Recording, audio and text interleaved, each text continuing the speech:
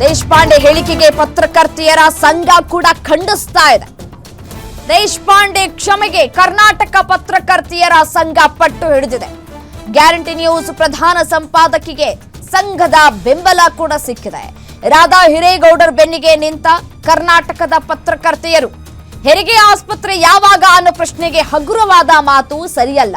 ಹೆಣ್ಣು ಮಕ್ಕಳ ಮೂಲಭೂತ ಸೌಲಭ್ಯದ ಪ್ರಶ್ನೆಗೆ ಉಡಾಫೆ ಉತ್ತರ ಸಹಿಸೋದಿಲ್ಲ. ಉತ್ತರ ಕನ್ನಡ ಜಿಲ್ಲೆಯ ಸಮಸ್ಯೆಯನ್ನ ಗಂಭೀರವಾಗಿ ಪರಿಗಣಿಸಬೇಕಿತ್ತು. ಕೂಡಲೇ ಗ್ಯಾರಂಟಿ ನ್ಯೂಸ್ ಪ್ರಧಾನ ಸಂಪಾದಕಿಯ ಕ್ಷಮೆ ಕೇಳಲಿ. ರಾಧಾ ಹಿರೇಗೌಡರ್ ಕೇಳಿದ ಪ್ರಶ್ನೆಯನ್ನ ಗಂಭೀರವಾಗಿ ಪರಿಗಣಿಸಲಿ. ಪತ್ರಿಕಾ ಪ್ರಕಟಣೆ ಮೂಲಕ ಕರ್ನಾಟಕ ಪತ್ರಕರ್ತೆಯರ ಸಂಘ ಒತ್ತಾಯವನ್ನು ಮಾಡ್ತಾ ಇದೆ. ದೇಶಪಾಂಡೆ ಅವರ ಹೇಳಿಕೆಗೆ ಪತ್ರಕರ್ತೆಯರು ಕೂಡ ಆಕ್ರೋಶವನ್ನು ವ್ಯಕ್ತಪಡಿಸ್ತಾ ಇದ್ದಾರೆ. ದೇಶಪಾಂಡೆ ಕ್ಷಮೆಯನ್ನ ಕೇಳಬೇಕು. ಗ್ಯಾರಂಟಿ ನ್ಯೂಸ್ ಪ್ರಧಾನ ಸಂಪಾದಕಿಗೆ ಸಂಘದ ಬೆಂಬಲ ವ್ಯಕ್ತವಾಗಿದೆ. ಕರ್ನಾಟಕದ ಪತ್ರಕರ್ತೆಯರು ರಾಧಾ ಹಿರೇಗೌಡರವರ ಬೆನ್ನಿಗೆ ನಿಂತಿದ್ದಾರೆ. ಏನ್ ಕೇಳಿದ್ರು? ನಿಮ್ಮನೆ ಆಸ್ತಿ ಬರ್ಕೊಡಿ ಅಂತ ಕೇಳಿದ್ರ? ಇಲ್ವಲ್ಲ. ಕೇಳಿದ್ದು ಸುಸಜ್ಜಿತವಾದಂತಹ ಹೆರಿಗೆ ಆಸ್ಪತ್ರೆಯನ್ನ ನಿರ್ಮಾಣ ಮಾಡಿ ಅಂತ ಹೇಳಿ.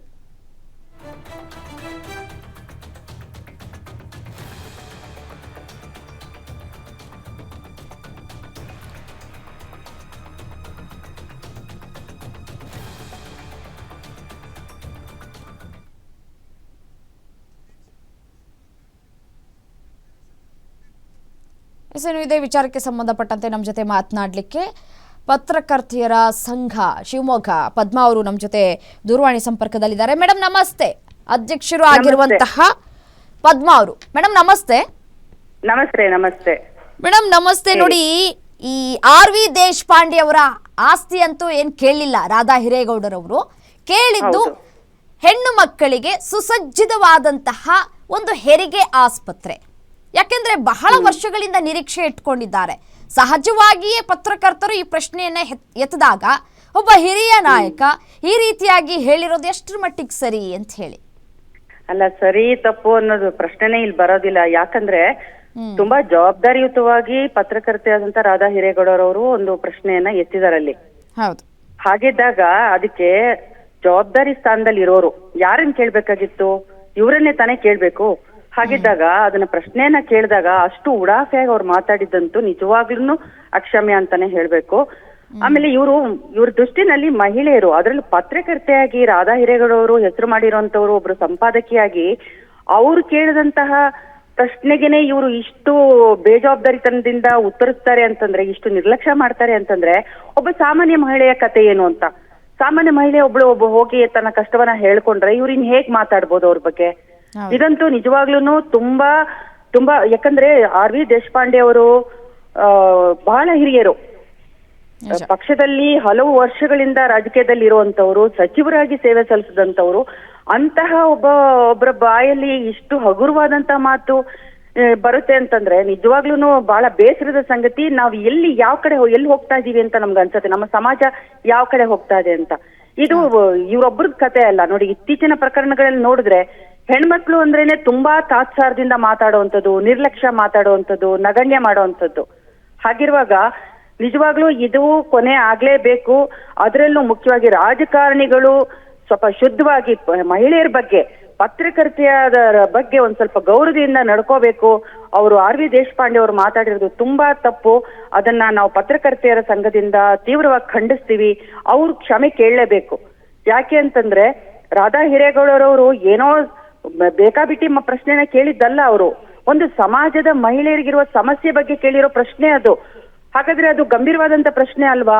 ಆ ಹೆಣ್ಮಕ್ಳಿಗೆ ಬೇಕಾಗಿರೋಂತ ಮೂಲಭೂತ ಸೌಲಭ್ಯದ ಬಗ್ಗೆ ಇವ್ರು ಇಷ್ಟು ಹಗುರವಾಗಿ ಮಾತಾಡ್ತಾರೆ ಅಂದ್ರೆ ಪತ್ರಕರ್ತೆಗೆ ಮಾಡಿರೋ ಅವಮಾನ ಅಲ್ಲದೆ ಹೆಣ್ಮಕ್ಳಿಗೆ ಮಾಡಿರೋ ಅವಮಾನ ಕೂಡ ಇದು. ಅವ್ರು ಕೇಳಿದ ಪ್ರಶ್ನೆ ಸಾಮಾನ್ಯ ಸಮಾಜದಲ್ಲಿ ನಿರ್ಲಕ್ಷ್ಯಕ್ಕೊಳಗಾಗಿರುವಂತವ್ರು ಮೂಲಭೂತ ಸೌಲಭ್ಯ ಬೇಕಾಗಿರೋ ಹೆರಿಗೆ ಆಸ್ಪತ್ರೆ, ಹೆರಿಗೆಗೆ ಅವ್ರು ಎಷ್ಟು ಕಷ್ಟ ಪಡ್ತಿದ್ದಾರೆ ಅಂತ. ಅದಕ್ಕೆ ಇವರು ಮೊದಲು ಪ್ರಾಮುಖ್ಯತೆ ಕೊಡ್ಬೇಕು. ಅದಕ್ಕೆ ಬೇಕಾಗಿರೋಂತ ವ್ಯವಸ್ಥೆನ ಮಾಡ್ಬೇಕು. ಒಬ್ರು ಅದನ್ನ ಇವ್ರ ಗಮನಕ್ಕೆ ತಂದಾಗ ಅದನ್ನ ಗಂಭೀರವಾಗಿ ತಗೊಂಡು ಹಾಗಿದ್ರೆ ಇದನ್ನ ನಾವು ಪರಿಶೀಲಿಸ್ತೀವಿ ಅಂತನಾದ್ರೂ ಹೇಳ್ಬೇಕು. ಅದು ಬಿಟ್ಟು ನಿನಗೆ ಹೆರಿಗೆ ಆಗುವಾಗ ನಾನು ಆಸ್ಪತ್ರೆ ಕಟ್ಟಿಸ್ತೀನಿ ಅಂದ್ರೆ ಈಗೇನ್ ಅರ್ಥ? ನಮಗೆ ಹೆರಿಗೆ ಆಗ್ತಾ ಇದೆ, ನೀವು ಆಸ್ಪತ್ರೆ ಕಟ್ಸಿ ಅಂತ ಯಾರಾದ್ರೂ ಹೋಗಿ ಕೇಳಕ್ಕಾಗತ್ತ? ಇವ್ರನ್ನ ಯಾತಕ್ಕಾಗಿ ಇವ್ರನ್ನ ಆಯ್ಕೆ ಮಾಡಿ ಕಳಿಸ್ತಾರೆ? ಇವ್ರು ಇಷ್ಟು ವರ್ಷ ರಾಜಕೀಯ ಅನುಭವ ಇರೋರು, ಇವ್ರ ಬಾಯಿಲಿ ಇಂಥ ಮಾತು ಬರುತ್ತೆ ಅಂತಂದ್ರೆ ಇನ್ನು ಈಗೀಗ ರಾಜಕೀಯಕ್ಕೆ ಬಂದವ್ರ ಹೇಳಿ ಅವ್ರ ಬಾಯಿಲಿ ಎಂತ ಮಾತುಗಳನ್ನ ನಾವು ಕೇಳ್ಬೇಕಾಗುತ್ತೆ ಅಂತ. ಒಬ್ಬ ಸಂಪಾದಕಿಗೆ ಅವ್ರು ಈ ತರ ಮಾತಾಡ್ತಾರೆ ಅಂತಂದ್ರೆ ಸಾಮಾನ್ಯ ಹೆಣ್ಮಕ್ಳ ಕತೆ ಏನು? ಇದು ಬಹಳ ಬೇಸರದ ಸಂಗತಿ. ಪತ್ರಕರ್ತೆಯರು ಎಲ್ಲರಿಗೂ ಬಹಳ ಮನಸ್ಸಿಗೆ ಬೇಜಾರಾಗಿದೆ. ನಾವು ಕೂಡ ಬೆಳಗ್ಗೆಯಿಂದ ಸುದ್ದಿ ಬಿತ್ತರಿಸ್ತಾ ಇದೀವಿ, ಯಾವ ಒಬ್ಬ ಸಚಿವರು ಕೂಡ ರಿಯಾಕ್ಟ್ ಮಾಡ್ತಾ ಇಲ್ಲ, ಮತ್ತೆ ಶಾಸಕರು, ಶಾಸಕಿಯರು, ಸಚಿವರುಗಳು ಯಾರು ರಿಯಾಕ್ಟ್ ಮಾಡ್ತಾ ಇಲ್ಲ. ಎಲ್ಲರೂ ಕೂಡ ಬಾಯಿಗೆ ಬೀಗ ಹಾಕೊಂಡಿದಾರ ಹೇಗೆ ಅನ್ನೋ ಪ್ರಶ್ನೆ. ಅದೇ ದುರಂತ ನೋಡಿ ನಮ್ಮ ಸಮಾಜದಲ್ಲಿ, ಅದೇ ದೊಡ್ಡ ದುರಂತ. ಈ ಪುರುಷ ಪ್ರಧಾನ ಸಮಾಜದಲ್ಲಿ ಹೆಣ್ಮಕ್ಳು ವಿಚಾರ ಅಂತಂದ್ರೆ ಎಲ್ಲರಿಗೂ ನಿರ್ಲಕ್ಷ್ಯ. ಏನ್ ಬಿಡು ಇವ್ರ ಬಗ್ಗೆ ಏನ್ ನಾವ್ಯಾಕೆ ತಲೆ ಕೆಡಿಸ್ಕೊಳ್ಳೋದು ಅಂತ. ಯಾರು ಸ್ಪಂದಿಸೋರಿಲ್ಲ ಅಂತಂದ್ರೆ ಹೇಗೆ? ಇಷ್ಟು ನಾವು ಮುಂದುವರೆದಿದೀವಿ ಅಂತ ಹೇಳ್ಕೊಳ್ಳೋರು, ಎಜುಕೇಶನ್ ಇರೋರು, ಎಜುಕೇಟೆಡ್ ಆಗಿರೋರು, ಇವ್ರುಗಳೇ ಹೀಗ್ ನಡ್ಕೊಂಡ್ರೆ ಕಾಲ ಬದಲಾಗ್ಲೇಬೇಕಲ್ವಾ? ಬದಲಾಗ್ತಿದೆ ಅಲ್ವಾ? ಅದಕ್ಕೆ ತಕ್ಕನಾಗೆ ಇವರು ಕೂಡ ತಮ್ಮ ನಡತೆಗಳನ್ನ ತಿದ್ಕೋಬೇಕಲ್ವಾ? ಹಾಗಾದ್ರೆ ನಾವ್ ಇಂಥವ್ರಿಂದ ಏನ್ ನಿರೀಕ್ಷೆ ಮಾಡೋಣ? ಹೆಣ್ಮಕ್ಳು ನಮ್ಗೇನ್ ರಕ್ಷಣೆ ಕೊಡ್ತಾರೆ ಇವರು? ಹೆಣ್ಮಕ್ಳಿಗೆ, ಈ ನಾಡಿನ ಹೆಣ್ಮಕ್ಳಿಗೆ ಹಾಗಾದ್ರೆ ಈ ರಾಜಕಾರಣಿಗಳು, ಈ ಸಚಿವರಾಗ್ಲಿ, ಶಾಸಕರಾಗ್ಲಿ ಏನ್ ರಕ್ಷಣೆ ಕೊಡ್ತಾರೆ?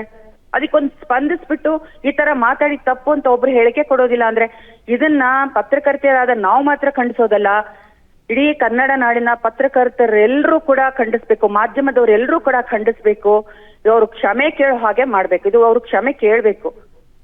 ಯಾಕೆಂದ್ರೆ ಅವರು ರಾಧಾ ಹಿರೇಗೌಡರವ್ರಿಗೆ, ಪತ್ರಕರ್ತೆಗೆ ಮತ್ತು ಸಾಮಾನ್ಯ ಮಹಿಳೆಯರಿಗೂ ಕೂಡ ಅವಮಾನ ಮಾಡಿದ್ದಾರೆ ಈ ತರ ಮಾತಾಡಿ. ಈ ತರ ಹಗುರವಾಗಿ ಮಾತಾಡೋದನ್ನ ನಿಲ್ಲಿಸ್ಲೇಬೇಕು. ಇದಕ್ಕೆ ಎಲ್ಲರೂ ದನಿ ಎತ್ತಲೇಬೇಕು. ಹೌದು ಹೌದು ಮೇಡಮ್. ನೋಡಿ, ಇತ್ತೀಚೆಗಷ್ಟೇ ಲಕ್ಷ್ಮೀ ಹೆಬ್ಬಾಳ್ಕರ್ ಅವರ ವಿಚಾರಕ್ಕೆ ಸಂಬಂಧಪಟ್ಟಂತೆ ಒಂದು ಎಕ್ಸಾಂಪಲ್ ಕೊಡೋಣ. ಯಾವ ರೀತಿಯಾಗಿ ಬಿಜೆಪಿ ನಾಯಕ ರವಿಕುಮಾರ್ ಅವರು ಮಾತನಾಡಿದ್ರು, ಆ ಸಂದರ್ಭದಲ್ಲಿ ಇಡೀ ಕಾಂಗ್ರೆಸ್ ಮುಗಿ ಬಿದ್ದಿತ್ತು. ಅವರೊಬ್ರು ಹೆಣ್ಮಗಳು, ಹಾಗಿದ್ರೆ ರಾಧಾ ಹಿರೇಗೌಡರವರು ಹೆಣ್ಮಗಳಲ್ವಾ ಅಂತ ಹೇಳಿ, ಅವ್ರಿಗೊಂದ್ ನ್ಯಾಯ ನಮ್ಗೊಂದ್ ನ್ಯಾಯನಾ ಅಂತ. ಹೌದು, ಈ ಸೂಕ್ಷ್ಮತೆಯನ್ನ ಪ್ರತಿಯೊಬ್ರು ಬೆಳೆಸ್ಕೋಬೇಕಾಗತ್ತೆ. ಅಷ್ಟು ಸೂಕ್ಷ್ಮ ಇಲ್ದಿದ್ರೆ ಅವರು ಹೇಗೆ? ಆಮೇಲೆ ನೋಡಿ, ಅವ್ರ ಸುತ್ತ ಅವ್ರು ಹಾಗೆ ಹೇಳಿದ ತಕ್ಷಣನೇ ಅವ್ರ ಹಿಂದೆ ಇರೋರು ಎಲ್ರು ಕೂಡ ನಗ್ತಾರಲ್ರಿ. ಎಂತ ನಾಚಿಕೆಗೇಡಿದು. ಅವ್ರ ಮನೇಲಿ ಹೆಣ್ಮಕ್ಳುಗಳಿಲ್ವಾ? ಅವರೆಲ್ಲ ಹಾಗಾದ್ರೆ ಫಾರಿನಿಂದ ಬಂದವ್ರ? ಅವ್ರ ಅಜ್ಜ ಅಜ್ಜಿ ಅವ್ರಮ್ಮ ಅವರೆಲ್ಲ ಎಷ್ಟು ಕಷ್ಟಪಟ್ಟು ಹಳ್ಳಿಗಳಲ್ಲಿ ಬೆಳೆದು ಬಂದಿರ್ತಾರೆ, ಹಳ್ಳಿಗಳಿಂದ ಬಂದಿರ್ತಾರೆ ಇವರು. ಅವರೆಲ್ಲ ಹೆರಿಗೆಗಾಗಿ ಎಷ್ಟು ಕಷ್ಟಪಟ್ಟಿರ್ತಾರೆ. ಆಮೇಲೆ ಒಬ್ರು ಹೆಣ್ಮಗಳಿಗೆ ಕೇಳೋ ಪ್ರಶ್ನೆ, ಅದು ಪತ್ರಕರ್ತೆ ಕೇಳೋ ಪ್ರಶ್ನೆಗೆ ಇವ್ರು ಇಷ್ಟು ಹಗುರವಾಗಿ ತಗೋತಾರೆ ಅಂತಂದ್ರೆ, ರಾಧಾ ಹಿರೇಗೌಡರು ಸಾಮಾನ್ಯ ಮಹಿಳೆ ಅಲ್ಲ. ಅವರು ಸಂಪಾದಕಿಯಾಗಿ ಕೆಲಸ ಮಾಡ್ತಾ ಇದ್ದಾರೆ. ಹಲವು ವರ್ಷಗಳ ಪತ್ರಕರ್ತೆಯ ಅನುಭವ ಇದೆ. ಸಮಾಜದಲ್ಲಿ ನಡೀತಿರುವಂತಹ ಅನ್ಯಾಯಗಳನ್ನ ಗಟ್ಟಿ ಧ್ವನಿಲಿ ಪ್ರತಿಭಟಿಸ್ತಿದ್ದಾರೆ, ಪ್ರಶ್ನೆ ಮಾಡ್ತಾ ಇದಾರೆ ಅವರು. ಅಂತವ್ರ ಮಾತನ್ನ ಇವ್ರು ಇಷ್ಟು ಹಗುರವಾಗಿ ತಗೊಳ್ತಾರೆ ಅಂದ್ರೆ ಏನರ್ಥ? ಇದ್ರ ಬಗ್ಗೆ ನಾವು ಯೋಚನೆ ಮಾಡ್ಬೇಕಲ್ಲ. ಇದು ಅರ್ಥ ಆಗ್ಬೇಕು ಅವ್ರಿಗೆ. ಬಹಳ ನಾಚಿಗೇಡ್ ಅನಿಸ್ತು. ಸುತ್ತ ಇರೋ ಗಂಡಸ್ರೆಲ್ರು ನಗ್ತಾರಲ್ರಿ. ಯಥಾ ರಾಜ ತಥಾ ಪ್ರಜಾ ಅನ್ನೋ ಹಾಗೆ ಈಗ ಇವರೇ ಹಿಂಗ್ ಮಾತಾಡಿದಾಗ ಅವ್ರೆಲ್ರು ನಕ್ಬಿಟ್ಟು ತಮ್ಮ ನಾಯಕನ್ನ ಮೆಚ್ಚಿಸ್ತಾರ? ನಾಚಿಗೇಡ್ ಅಲ್ವಾ ಅದು? ಹೌದು ನೋಡಿ ಮೇಡಮ್, ಇಷ್ಟು ಬಾರಿ ಗೆದ್ದಿದ್ದಾರೆ, ಶಾಸಕರಾಗಿದ್ದಾರೆ, ಸಚಿವರಾಗಿದ್ದಾರೆ, ಸಿಎಂ ಕ್ಯಾಂಡಿಡೇಟ್ ಅಂತಾನೂ ಕೂಡ ಕರೆಸ್ಕೊಳ್ತಾರೆ. ಇಂಥವರ ಬಾಯಲ್ಲಿ ಈ ರೀತಿಯಾದಂತಹ ಮಾತು, ಎಲ್ಲರೂ ಕೂಡ ಮೌನಕ್ಷರಣಾಗಿದ್ದಾರೆ. ಹಾಗಾದ್ರೆ ಎಲ್ಲರೂ ಕೂಡ ಈ ಮೌನಂ ಸಮ್ಮತಿ ಲಕ್ಷಣಂ ಅಂತ ಏನ್ ನಾವ್ ಹೇಳ್ತೀವಿಲ್ಲ, ಅದಕ್ಕೆ ಎಲ್ಲರೂ ಕೂಡ ಸಾಥ್ ಕೊಡ್ತಾ ಇದ್ದಾರಾ ಅಂತ ಹೇಳಿ. ಪುರುಷರು ಮೊದಲಿನಿಂದಲೂ ಮಹಿಳೆಯನ್ನ ನಿಕೃಷ್ಟವಾಗಿ ಕಾಣ್ತಾ ಬಂದಿದ್ದಾರೆ. ಅವರು ಕನ್ಸಿಡರೇ ಮಾಡಲ್ಲ. ಯಾವ ಪೋಸ್ಟಲ್ ಇದ್ರು ಮಹಿಳೆಯನ್ನ ಆಕೆ ಅಸಹಾಯಕಳು, ಅಬಲಳು ಅನ್ನೋ ರೀತಿನಲ್ಲೇ ನೋಡ್ತಾ ಬಂದಿದ್ದಾರೆ. ಆ ಮನೋಭಾವನ ಅವ್ರು ಬದಲಾಯಿಸ್ಕೊಳ್ಬೇಕು ಅಂತ ನಾವುಗಳೀಗ ಗಟ್ಟಿಯಾಗಿ ಮಾತಾಡ್ತಾ ಇರೋದು. ನಾವು ಅಸಹಾಯಕರಲ್ಲ ಅನ್ನೋದನ್ನ ಹೇಳೋದಿಕ್ಕೆ ಪ್ರಯತ್ನ ಪಡ್ತಾ ಇರೋದು. ಹಾಗಾಗಿ ಪಕ್ಷಾತೀತವಾಗಿ ಯಾವ ಪಕ್ಷದ ಲೀಡರೇ ಆಗಿರ್ಲಿ, ಅವರು ಹೆಣ್ಮಕ್ಳ ಬಗ್ಗೆ ಆಗ್ಲಿ, ಪತ್ರಕರ್ತರ ಬಗ್ಗೆ ಆಗ್ಲಿ ಈ ತರ ಮಾತಾಡೋದನ್ನ ನಾವು ತೀವ್ರವಾಗಿ ಖಂಡಿಸ್ತೀವಿ. ಯಾವ ಮಹಿಳೆ ಬಗ್ಗೆ ಮಾತಾಡೋದನ್ನು ಕೂಡ ನಾವು ಖಂಡಿಸ್ತೀವಿ.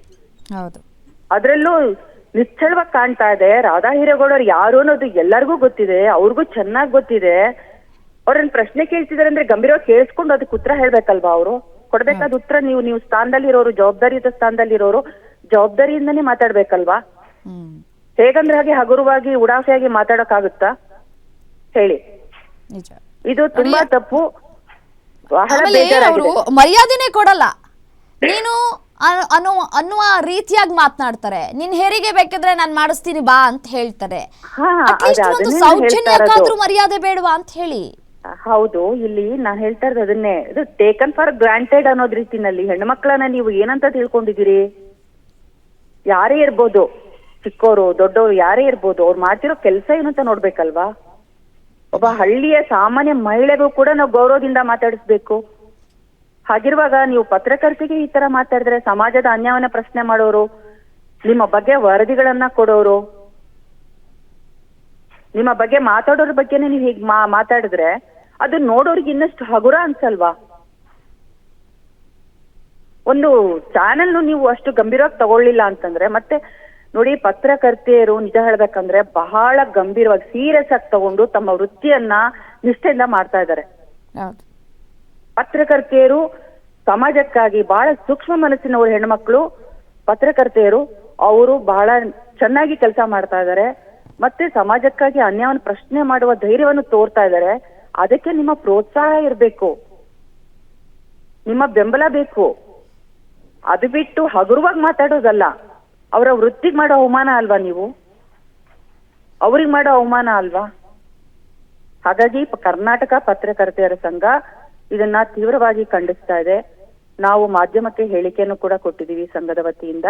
ಪತ್ರಕರ್ತೆಯರೆಲ್ಲರಿಗೂ ಕೂಡ ಬಹಳ ಮನಸ್ಸಿಗೆ ನೋವಾಗಿದೆ, ಮತ್ತೆ ಇದಕ್ಕೆ ಆಕ್ರೋಶವನ್ನು ಕೂಡ ಹುಟ್ಟಾಕಿದೆ ಅವರಲ್ಲಿ. ಇದಕ್ಕೆ ಅವರು ಕ್ಷಮೆ ಕೇಳಬೇಕು ಅಂತ ನಾನು ಕೇಳ್ಕೊಳ್ತೀನಿ. ಓಕೆ ಮೇಡಮ್, ಧನ್ಯವಾದಗಳು. ಗ್ಯಾರಂಟಿ ನ್ಯೂಸ್ ಜೊತೆ ಮಾತನಾಡಿದಕ್ಕಾಗಿ.